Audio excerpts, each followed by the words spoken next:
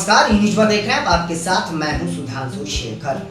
एक तरफ जहां महागठबंधन की ओर से लगातार ये दावा किया जाता है कि संगठन एकजुट है और मजबूती के साथ बीजेपी का हर मोर्चे पर सामना करने के लिए तैयार है, वहीं दूसरी तरफ कांग्रेस के वरिष्ठ नेता पी चिदंबरम ने महागठबंधन के एकजुटता पर सवाल खड़ा किया है। जी हां, पी चिदंबरम ने एक कार्यक्रम में यह कहा है कि महागठबंधन की एकजुटता को लेकर हमें बहुत चिंता है। जो सोचकर महागठबंधन को बनाया गया था उस तरीके से हमें महागठबंधन मजबूत नजर नहीं आ रहा है। आगे पी चिदंबरम यह भी कहते हैं कि महागठबंधन के लोग भले ये दावा करते हों कि महागठबंधन एकजुट है, सभी राजनीतिक दल पूरे मजबूती के साथ बीजेपी का सामना करने के लिए तैयार है, लेकिन मुझे ऐसा लगता नहीं है। अगर ऐसा है तो अच्छी बात है, लेकिन जो चीजें धरातल पर दिख रही है उससे ये साफ लगता है कि महागठबंधन फिलहाल बहुत कमजोर है। साथ आगे उन्होंने यह कहा कि अगर महागठबंधन के यही हालात रहे तो बीजेपी जैसी पार्टी का सामना करना बेहद ही मुश्किल होगा।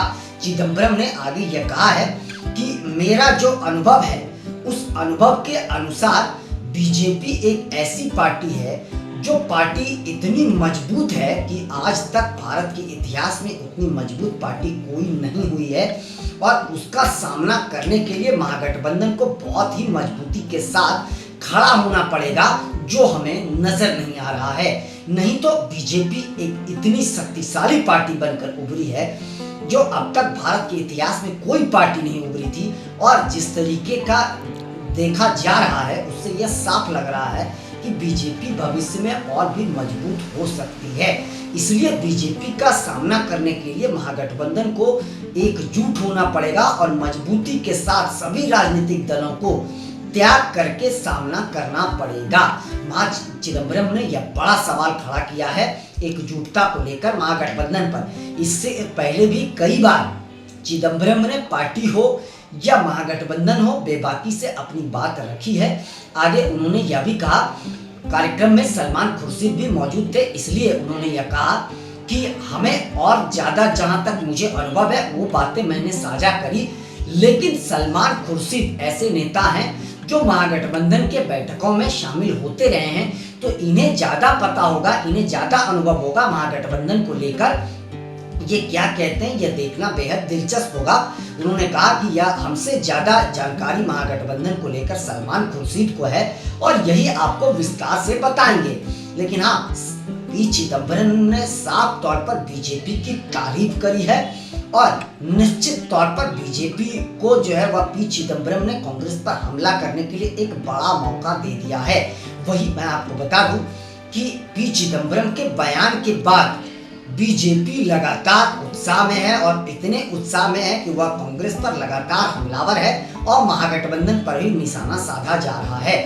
बीजेपी की ओर से यह कहा जा रहा है कि अब तो कांग्रेस के वरिष्ठ नेता ने भी यह स्वीकार कर लिया है कि बीजेपी दुनिया की सबसे बेहतरीन पार्टी है और सबसे मजबूत पार्टी है जिसका सामना करना बहुत मुश्किल है।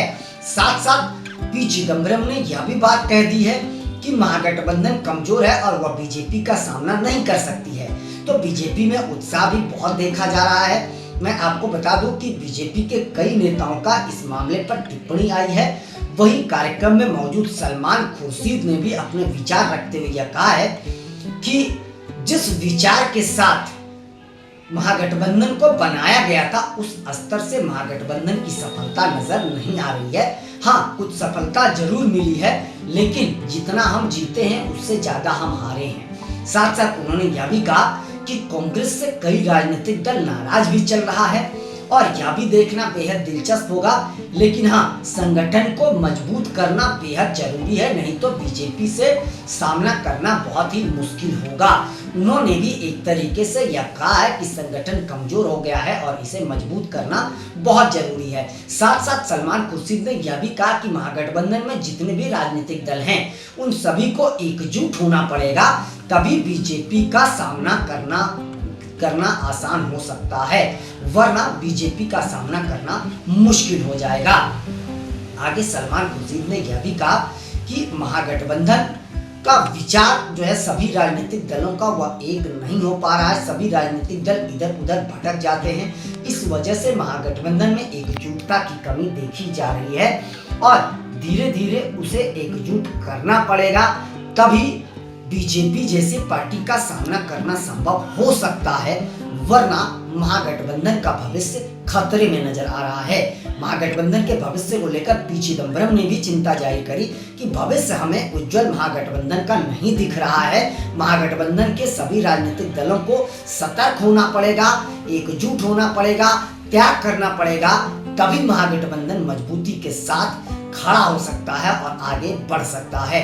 मैं आपको बता दूं कि ये महागठबंधन जो है वह विपक्षी दलों के लगातार हार के बाद बनाया गया था। साल 2023 में जुलाई में महागठबंधन बनाया गया था। उससे पहले जितने भी विपक्षी दल हैं वो सभी लगातार हार का सामना कर रहे थे और बीजेपी की हर राज्यों में और जितने भी चुनाव हो रहे थे उसमें प्रचंड जीत हो रही थी। साल 2019 के लोकसभा की बात करें तो उस लोकसभा चुनाव में बीजेपी ने अकेले दम पर 303 सीटें जीती। उसके बाद कई राज्यों का विधानसभा चुनाव भी जो हुआ उसमें बीजेपी की प्रचंड जीत हुई और बीजेपी को रोकने के लिए ही महागठबंधन बनाया गया था और नीतीश कुमार ने इसकी अगुवाई करी थी, शुरुआत करी थी। लेकिन वो नीतीश कुमार ही आगे चलकर महागठबंधन से नाराज हो गए और वह फिर बीजेपी की ओर अग्रसर हो गए, यानी एनडीए में शामिल हो गए। यानी पार्टी का जिसने नींव रखा वही व्यक्ति पार्टी से आज दूर है और अलग अलग जितने भी राजनीतिक दल हैं महागठबंधन में वो सब में भी फिलहाल मतभेद चल रहा है, जिसके वजह से संगठन मजबूत नहीं हो पा रहा है। दावे जरूर किए जा रहे हैं।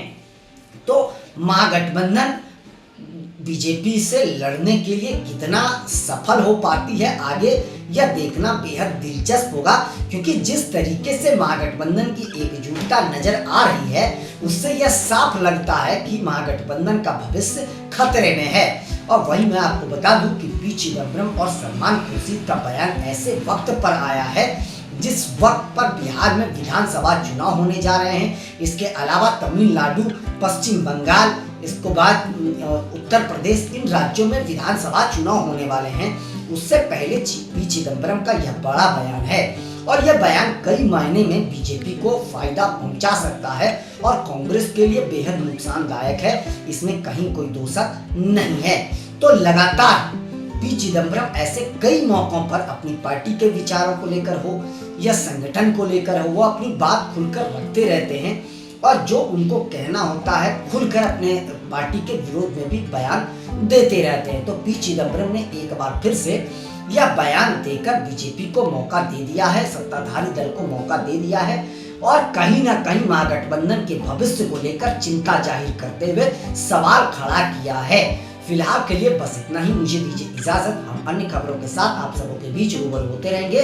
आप सबों से निवेदन है कि चैनल को आगे बढ़ाने के लिए लाइक, शेयर, सब्सक्राइब के साथ साथ कमेंट करना ना भूलें और आप लोग भी अपना बहुत ज़्यादा ख्याल रखें। तब तक के लिए मुझे दीजिए इजाजत। आप सभी का शुक्रिया।